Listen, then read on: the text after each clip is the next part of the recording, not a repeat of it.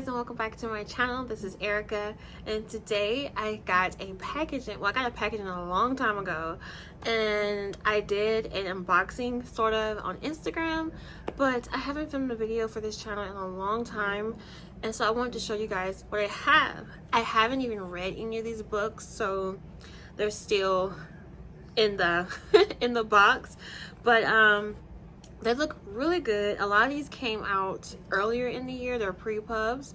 So I'm going to show you guys these. And also, some of these books, I have no idea what they are about. So, yeah, that's what I'm going to tell you guys. So, okay, this one I bought. Let's put this one here. Some of these I do have mixed in from when I went to the library and Books A Million. But, I guess I'll just show you those two. So, the first ones that I have from, well, the library is Imagine Me by Tahira Mafi, and I had put off for so long reading this book. It is one of my all-time favorite series, and it's bittersweet. I don't want this to end, but at the same time I really want to find out, and I want to know what happens in the end, especially the way was it Defy Me or Restore Me? I think it was Defy Me, especially after the way Defy Me ended. So much stuff going on right there, but I don't know, and I love Warner, and I can't let this series go. I remember when I first started to read this series, I was working at the library, and my best friend now, at the time, she came in and she was like, Erica, you need to read this. But it had the it had the cover of the girl on there, and I had been skipping over that cover because I had been judging it, definitely. And it's just, I don't know, I just never had interest into reading it. But when I picked it up, I was like, oh my god, this is so good. So I'm gonna read it, and I am gonna read it, but I just don't know when at this point. Okay, so the next book I have is Cruel Beauty by Rosamund Hodge. Now, I haven't read this one. I do have my little thingamajig in here, but this is not where I left off it. I know it's not. But this book is one of our top 6 for the teens at the library, and I love Beauty and the Beast retellings, and that's what this one is. So I really have no idea what it is, but the reason why I went ahead and bought it is because when we were having our meeting about picking top 6 books, everybody chose this book, and then once we released it, this book stayed checked out. So I never really got a chance to even really read it or even try to enjoy it like everyone else was. So I was at Books A Million, and I just went ahead and picked it up, and it doesn't look like it's a lot going on in this one. I mean, I'm pretty sure it is, but it's a really quick and easy book to get through. It's like 346 pages, maybe because it's a paperback, that's probably why. But yeah, this book, let me see. It's not a fairy tale, betrayed by her family yet bound to obey. Shirazi Nyx, I love that name. Nyx rails against her fate. Still on her 17th birthday, she abandons everything to marrying the all-powerful immortal, okay, I cannot say his name, Ignifix, I guess. Her plan: seduce him, disarm him, and break the centuries-old curse he put on her people. That's all I need to know. And pretty much anytime you have a Beauty and the Beast retelling, it's always that little synopsis that's in there because it's a retelling or loosely based off retelling. But this is one of my top books that I want to read before the end of the year. So the next book I got from Books A Million as well. It's called The Romance Book Club by Lisa K. Adams. I saw this at the library and I had to get it, but when I went to go get it, it was checked out, and it stayed checked out a long time. So I just went ahead and bought it from Books A Million. But this book is about, I believe it's about, yeah. So the main character Gavin and his wife, their marriage is in trouble, and I think he realized that she was faking it during their sexy time, and their relationship was already strained, and this just added more to it. Well, for him to help him kind of cope with his marriage failing and everything else around him, that's where his surroundings are kind of just going in the wrong direction. To help him cope, he joins this all-male book club, and they read romance books. And so he takes some of the romance or some of the strategies that the guys play or things like that in a romance book, and he creates a formula, or he creates some kind of plan to use that and win back his wife or to save his marriage. And we know a lot of times, we say, like in most romance books, when some things are in them, as far as how relationships go, we all know that sometimes it's not quite it's not quite realistic, but at the same time you just are like, I don't care, I just need this. But that's what this one is about, and I believe there are 3 more or 4. This is the first one, and they all are, I think each book, the main character is a guy, and they take things from the book. So if I'm not mistaken, I think that's what it is. I only got one because I didn't know if I was gonna like the book or not, but I'm pretty sure I am.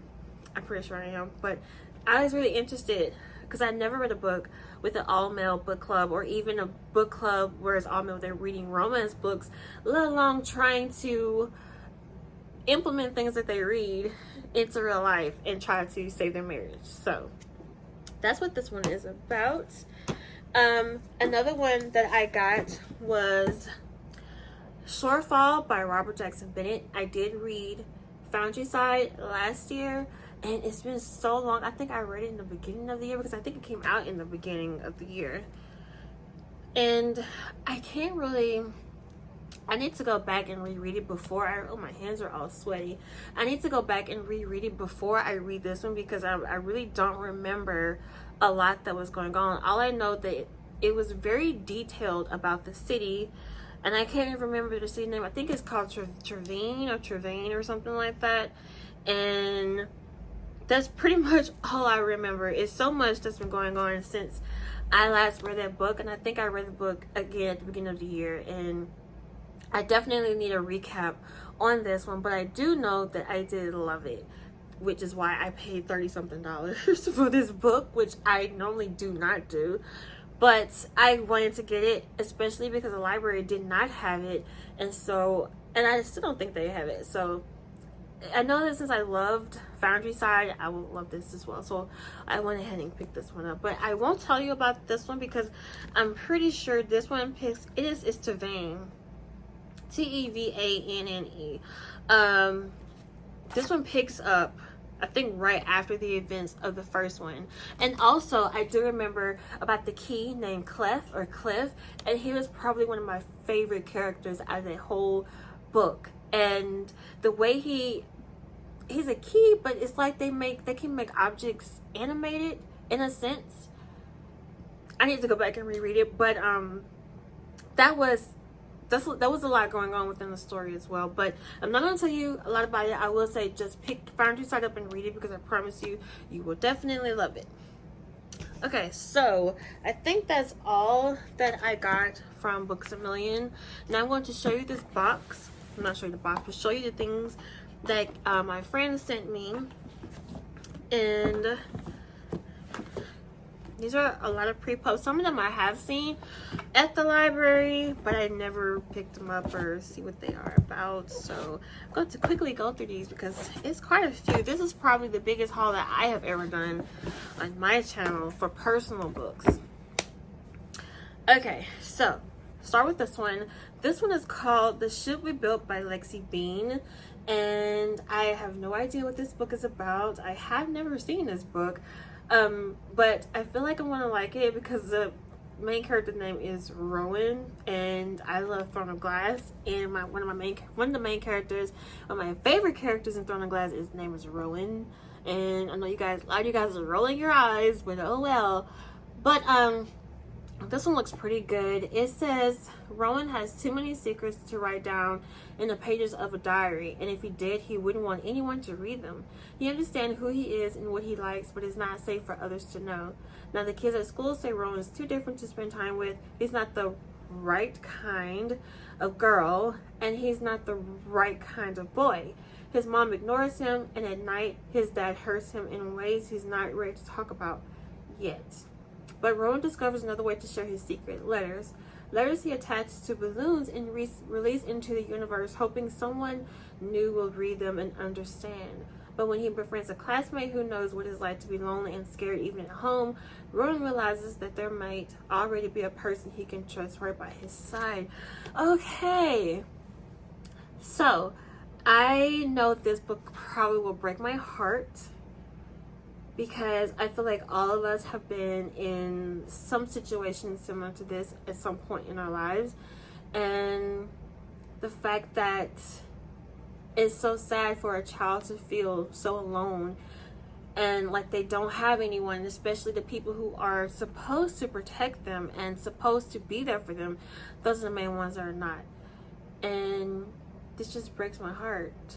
But I definitely want to read this and leave a review for this one. So I'm gonna put this in another pot, and this one again is the ship we built. Another book I have is called Little Universes by Heather Demetrios. And again, this one's another one that I've never heard of. I've never seen this one, but it looks like it's pretty good. It says when a tsunami strikes the island their parents are vacationing on in Malaysia, it soon becomes clear to the sisters that their parents are never coming home. Forced to move to Boston from their sunny California home for the rest of the senior year, each girl struggles with secrets their parents' death has brought to light and with uncertainty about the future. Instead of bringing them closer, it feels like the wave has torn them apart. This is another tearjerker. Now, when I read books like this, I have to be in the mood. I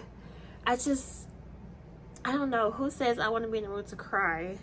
I don't know, but I have to be in the mood to read some books like this, especially when they're so heartbreaking and heart-wrenching and just, I don't know. But I do want to read this one. I know my best friend will like this book because we kind of have different reading tastes. I prefer fantasy, new adult, contemporary, things like that, and she loves YA contemporary, or the more serious genres or the more serious tone books.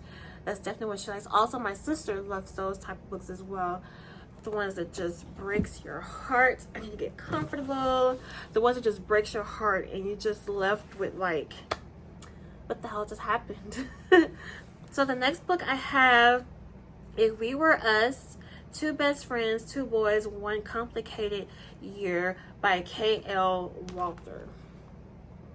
And this one is another one that I have not seen and I don't know anything about. But this one's about everyone at the prestigious Bexley School believes that Sage Morgan and Charlie Carmichael are meant to be. Even though Charlie seems to have a new girlfriend every month and Sage has never had a real relationship, their friends and families all know it's just a matter of time until the two realizes that they're actually in love. When Luke Masori shows up on campus, his presence shakes things up.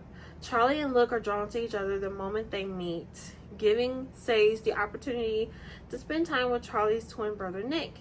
But Charlie is afraid of what others will think if he accepts that he has much more than a friendship with Luke. And Sage fears that if she lets things with Nick get too serious too quickly, they won't be able to last as a couple outside of high school. Charlie and Sage will need to rely on each other in their lifelong friendship to figure things out with the boys they love. Again, this one seems like another tearjerker. It's like she sent me all tearjerkers because I'm looking through some of these and I just feel like I'm gonna cry on them. Oh my god. Oh my god. Yeah, a lot of them seem like I want to cry, but I never heard of this one. But this one also looks like it's really good and I can't wait to read this as well. And this one again is If We Were Us by K.L. Walter. So another one, this one I have seen, but I don't know what it's about, and it's called Girl Serpent, Thorn by Melissa Barshados. I don't know, but I actually have this one on display at work, but I never picked it up. I never read the synopsis about what it's about or anything like that, and I have seen this picture on Instagram. A lot of people take pictures of this one with the cute aesthetics around it, and it's a really beautiful cover as well. But it says, she was a princess, she was a monster, there was and there was not, as all stories began, a princess cursed to be poisonous to the touch. But for Soraya, that's a pretty name, who has lived her life hidden away apart from her family, safe only in her gardens, is not just a story. As the day of her twin brother's wedding approaches, Soraya must decide if she's willing to step outside the shadows for the first time. Below, in a dungeon, is a demon who holds knowledge that she craves, the answer to her freedom, and above is a young man who isn't afraid of her, whose eyes linger not with fear but with an understanding of who she is beneath the poison. Soraya thought she knew her place in the world, but when her choices lead to consequences she never imagined, she begins to question who she is and who she is becoming, human or demon, princess or monster. This sounds amazing, and probably I will want to start this today because I'm in the mood for something kind of like this. So if you read this one, let me know below how you liked it or if you didn't like it, but please no spoilers. I'm going to sit this book here because I'm going to start that one today. So this book, I don't know anything about. I haven't seen this one. I think this is a middle grade book though, and I don't really, not that I don't like to read middle grade, I just always gravitate towards YA and adult. But I would like to get in more middle grade book. But this one is called Above All Else by Dana Allison Levy. And this one seems like it's another tearjerker. But this one says, almost out of high school, climbing prodigies Rose and Tate are eager to begin the biggest adventure of their lives, summoning Mount Everest. Along with Tate's dad and their expedition team, they arrive in Nepal to set out the week-long trek. I have to read this. My husband is from Nepal. They are missing Rose's mother, who is too sick to realize her life's dream. Rose vows to make the ascent for Mammy? M-I? But as they climb further up the mountain, their plans go downhill. It's not only the high elevation, expedition politics, and blistering chills that's nipping at them. The two teens are weighed down by personal burdens heavier than their gear. Most unexpected is a simmering and then sizzling romance between them. Suddenly, at 29,000 feet in a death zone, they must decide who or what they value above all else. This one seems like it's, again, gonna break my heart. I'm saying it with all these, but they do seem like this. This also reminds me of another book that I read for a school library journal that I reviewed for them. I can't remember the name of it, but it did come out last year, and it's somewhat similar to this. The main character, her dad, I think he was in caves. He liked to, I don't know what's the correct term, people who explore caves or go into caves, but her dad never came back, and they said that he had got lost and was pronounced dead and everything, but the daughter was like, he was too good for that. Not too good for that, but he was just really good to get lost or not come back. And so she and her sister sneak out and go to that spot or try to find her father. And it's just, that book broke my heart. Oh my God, don't cry, don't cry, don't cry. That book really did break my heart because it wasn't what I expected. I will have the book link below, but when I read that book, I was thinking one thing and then maybe a second thing, but it went in a totally different direction than what I thought it was going to go into. And that's what this book reminds me of. Okay, so what else do we have here? I got 1, 2, 3, 4, 5, 6, 7 more to go. This one says More Than Just a Pretty Face by Seed M. Masonwood. That's what this one looks like. And this one is one that I've never heard of, never seen, don't know what it's about. But it says this is for fans for Becky Albertalli and Jenny Han, a sweetly funny YA rom-com debut about falling in love, family expectations, and becoming a Renaissance man. This is gonna be quirky and fun. But it says Danielle Jelani doesn't lack confidence. He may not be the smartest guy in the room, but he's funny, gorgeous, and going to make a great chef one day. His father doesn't approve of his career choice, but that hardly matters. What does matter is the opinion of Danielle's longtime crush, the perfect in all ways Caval, and her family who considers him a less than ideal arranged marriage prospect. Then Danielle gets selected for the Renaissance Man, a school-wide academic scholarship, and the perfect opportunity to show everyone he's smarter than they think. He recruits the brilliant, totally uninterested in him Bismarck to help with the competition. But the more time Danielle spends with her, the more he learns from her, the more he cooks for her, the more he realizes that true happiness may be staring him right in the face. Well, now, okay, so this one is really good as well. This one, I think, I don't know. I think I may want to start this one today too. I do definitely want to start Girl, Serpent, Thorn, but I'm in the mood for something quirky and funny like this. And I haven't read anything by Becky Albertalli, but I have read books by Jenny Han. So if you're fans of those two authors, you may like this as well. Let's put this on this side. So the next one we have is Mad, Bad, and Dangerous to Know by Samira Ahmed, I believe, if that's what this book is, what it looks like. And this one, I haven't, I don't know what this one, I've never even seen this one, but it says told an oscillating narratives that bridge centuries. The latest novel from New York Times bestselling author Samira Ahmed, I'm probably saying her name wrong, traces the lives of two young women fighting to write their own stories and escape the pressures of familiar burdens and cultural expectations in a world too long defined by men. This one is going to be a bad one. I really and it seems like there are some cultures in here or some things in here that my husband has that I'm trying to learn as well, and so I'm interested in this story. Anything that's dealing with his culture or mentions of things like that, I do want to learn more about it. So this book, even though it's fiction, I really feel like it's something in here to kind of just make you think as well, and to go into certain things with an open mind. So that's what this one is. It's called Mad, Bad, and Dangerous to Know. Okay, this one is called Center of Gravity by Shanta Grimes. And this one, I, again, don't remember this one or know what it's about. And I think this is also another great book. And it says, when life is off balance, how do you find your center? I would love to know. Tessa has always been anxious, but it's become worse since her mother died a few months ago. To calm herself down, she cuts out photos of missing kids from milk cartons and keeps them in a file. It helps her feel like she's not alone. Meanwhile, her real friends are drifting away. Then worst of all, Tessa's dad announces that he's getting married and that his fiancée is pregnant. His fiancée's parents gift them a house at the beach and Tessa must move. As she navigates new friendships with a group of boys who are facing their own challenges and a new stepmother, she realizes she must let go of old friends and old habits if she wants to regain control of her life.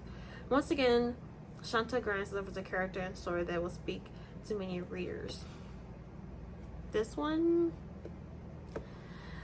I don't know. I don't know. This one, it will break my heart. I feel like it is, because as a teen, and I work with a lot of teens, I work with some teens who, okay, so I work with teens and they don't have access to certain things or that other teens have at other branches of the library. When my branch is the teens there, they don't have certain things, and most times when they come to the library, it is to escape, it's to play the game. I have a Wii there for them, or just to kind of just sit and just escape from what they know. And I love to be that person that they can not necessarily confide in if they need to, but just be there to give them an out from what they are around. And you'd be surprised by how much those young kids, because they are kids, what they go through. And to see them like that, it breaks my heart. And so when they say when life is out of balance, how do you find your center? when I read that, I thought about me, I thought about them, and it's just, it's a lot. And you want to be that beacon for them. I hope I'm making sense. I really do. But that's what this book reminds me when I read this whole thing. It reminds me of my babies that come in the library. And I do call them my babies because I love them. And I just want the best for them. And that's pretty much it about it. I love them, and I want them to do good in life. I want them to find their center, and I want them to be able to expand their surroundings and be able to find that peace that they deserve. Okay, so the next one I have is called Dress Codes by Carrie Firestone, and this is another one that I haven't heard of, I haven't seen, but I think this one is a middle grade book as well. But it says Molly Frost is fed up because Olivia was yelled at for wearing a tank top because Liza got dress coded and Molly didn't, even though they were wearing the exact same outfit. Because when Jessica was pulled over by the principal and missed a math quiz, her teacher gave her an F. Because it's impossible to find shorts that are longer than their fingertips. Because girls' bodies are not distractions. Because middle school is hard enough. So Molly starts a podcast where girls can tell their stories, and before long, her small rebellion swells into a revolution because now the girls are standing up for what's right and they're not backing down. This book nails it because I have seen so many things, read so many things about the way girls dress, or not necessarily girls, you know, with me being a black woman and there's a black man or boy, he has dreads, and because he has dreads in his hair, he can't play basketball, he can't play sports, so we have to cut it out. That is the most sickening and effed up thing I've ever heard in my life. So I definitely want to read this book, even though it's middle grade. I'm really interested in seeing how the author portrayed this in the story. I really hope there's diversity in this story as well. It looks like it on the back cover, and it was the same thing on the front cover as well. But I'm really interested in seeing how the author put those topics that are really relevant to today in this book. And I think this book came out in July of this year, so I'm interested in this one. I'm actually going to put this in the pile that I'm really interested in reading very, very soon. So the next one I have is All Eyes on Her by L.E. Flynn. I think I've seen this around. This one came out in June 2020. Or maybe the cover is just really similar to another YA book. But this one says, you heard the story on the news. A girl and a boy went into the woods. The girl carried a picnic basket. The boy wore bright yellow running shoes. The girl found her way out, but the boy never did. I'm in the house by myself. My niece is asleep and reading this. Okay. You heard that it was a tragedy that the boy had his entire life in front of him. You've been following her online. After all, there are plenty of holes in her story. But there are holes in everyone else's versions too. Now you're going to learn all sides of the story from the people who know and love her, and from those who know her but wish they didn't, because everybody thinks they know a girl better than she knows herself. So, first reading this, I thought Riverdale, I only seen like parts of the first episode and that's it, but I believe it was her and her brother went to this river or lake or creek or something like that, and only she came back. That's exactly what I thought about when I read this first part. But my husband and I have been watching a lot of horror movies and thrillers lately, and I kind of just need a break from horror and thriller because that's all we have been watching. And I know Halloween is coming up, and I think I'm going to say this one for next month. The thrillers, right now I just need a break from it, as well as I am working on a true crime book club at work. So all I have been watching and reading is nothing but true crime and murder mysteries, things like that, and that stuff can play on your mind big time. So I'm not going to read this one. I am going to read it, but I'm probably going to save this one for next month. I'm going to put this in this little pile over here. 2 more books, you guys. 2 more books. I thought I had another one somewhere. So this one is called The Next Great Jane, and this one is by K.L. Going, and I don't know what this one's about either, and I haven't seen this one. This one came out in May of 2020. So it says, from award-winning author K.L. Going comes a happily ever after story of a Jane Austen fan who discovers a true secret to all good writing thanks to some well-intentioned matchmaking and a little bit of science. I've never read anything by Jane Austen. I'm not a classic fan. I'm not as far as this genre classic, I'm not. I prefer the gothic ones. I know I have said it before, but Edgar Allan Poe is my favorite classic author. And so, yeah, books like that or stories like that, I will devour in a heartbeat. And I kind of would like to get into other genres in the classic world. But for right now, I've just been into like the gothic ones. Like I have read Dracula, Frankenstein, things like that. So, this one may not be my thing, but I am willing to give it a try. Okay, so I had to change my surroundings of my bedroom right now because my husband came home, my niece is here, and my little sisters are here, and my brother. So they're all at the front of the room, and I decided to come back here. I did not want to refilm the video, so I'm gonna jump back in where I was at. And I think I was talking about Jane Austen, like classes and things like that. So I have 2 more books I'm going to show you, and then that will be it. So this one I have is A Phoenix First Must Born, and this is by, well, this is like an anthology. It's 16 stories of black girl magic, resistance, and hope, and this is edited by Patrice Caldwell. That's what the cover looks like, and it looks really good. I don't even know why I haven't even heard of this story or this book. I haven't even seen it. The library doesn't have it. I know they don't. This came out in March 2020, and it says Beyonce's Lemonade meets Octavia Butler. This sounds like it's going to be good. In 16 tales by best-selling and award-winning authors that explore the black experience through fantasy, science fiction, and magic. It has stories from Elizabeth, I think it's Acevedo, A. Marie. She has a YouTube channel, and I follow her. She wrote the Villain anthology. I think it's called You Love to Hate Me or Love to Hate Me, which is really good. Danielle Clayton, Charlotte Nicole Davis, Justine Ireland. She wrote, oh my god, I see it. The zombies and, oh my god, I can't even remember. Oh my goodness. I have a link below, but it's dealing with zombies. Karen Strong, Danielle Page, really well-known YA authors, and this book is going to be super amazing. I know I said I wanted to start, what's the name? I can't remember the other book I wanted to start today. I know I had 2 of them that I really wanted to start. Was it Girl Serpent, Thorn? But I do want to get this really soon.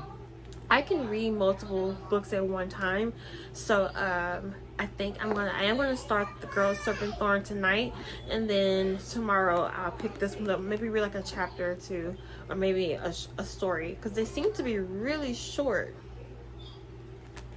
Yeah, really short stories. Ugh, I'm excited to read this. I don't even know why I haven't heard of this, and I know for a fact that the library doesn't have this one. So this is the cover. Okay, and the last book is The Winter Duke, and this is by Claire Eliza Bartlett. It's a really, really pretty cover, and this came out in March. I believe most of the books that I showed you came out in March. And this story is about an enchanted tale of a magical curse and the only girl who survives it. And this one is part Sleeping Beauty and part Anastasia. That's good.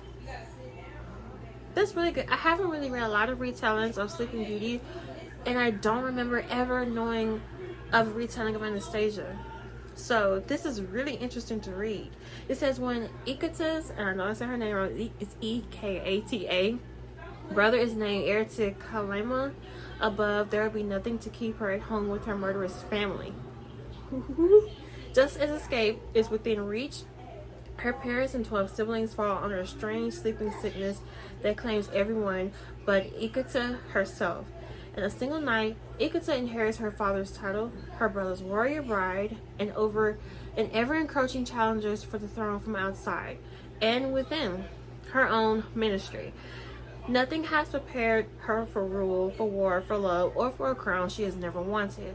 If Kinema, I know I'm saying these names wrong, so please forgive me, above is to survive, Ericka must seize her family's power. And if Ericka is to survive, she must quickly decide how she will wield it. This seems like it's really good. I have not read a good fantasy in a long time, and this one seems like it may be the one that kind of gets me back into reading fantasy, because I've been in a slump. I haven't been reading anything outside of contemporary, no adult contemporary. When I do pick up a book to read, I haven't found a fantasy book that has just really done it for me so far. So this one may be one of the ones that get me back into my fantasy book, especially YA fantasy. So that is all that I have for you guys.